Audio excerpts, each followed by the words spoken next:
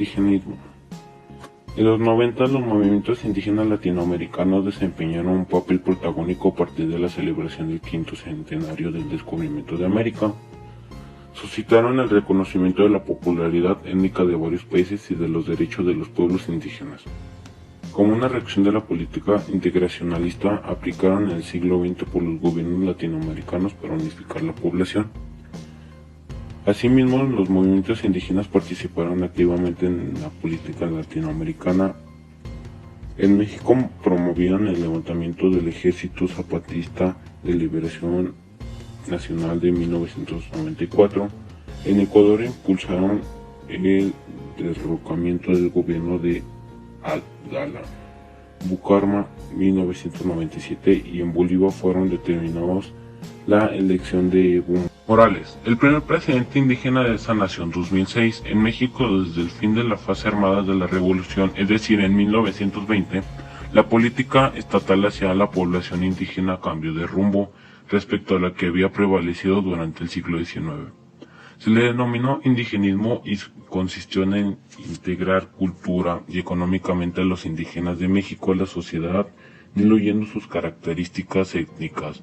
Su marginalidad y exclusión sociales se deberían, según el indigenismo, a estas características y por tanto su adopción de valores culturales occidentales acabaría con ellos. La idea que animaba el proyecto era que México sería una nación más cohesionada y más sólida si era homogénea, es decir, si es mestizaje se cumple. En la década de 1970 y con mucho más vigor a partir de 1992, los indígenas del continente americano impugnaron sus condiciones de parías sociales, situación que se remontaba a la conquista española.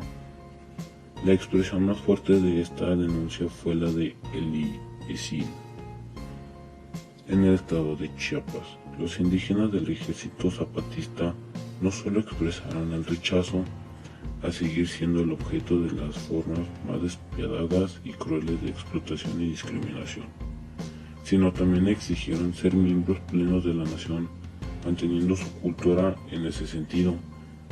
Su almacenamiento y sus declaraciones iniciales fueron un cuestionamiento de la política indigenista y simultáneamente una insistencia en las riquezas y solidez de la nación mexicana, residen en su diversidad y que consecuentemente la convivencia de todos los mexicanos implicaba aprender a vivir en la diversidad.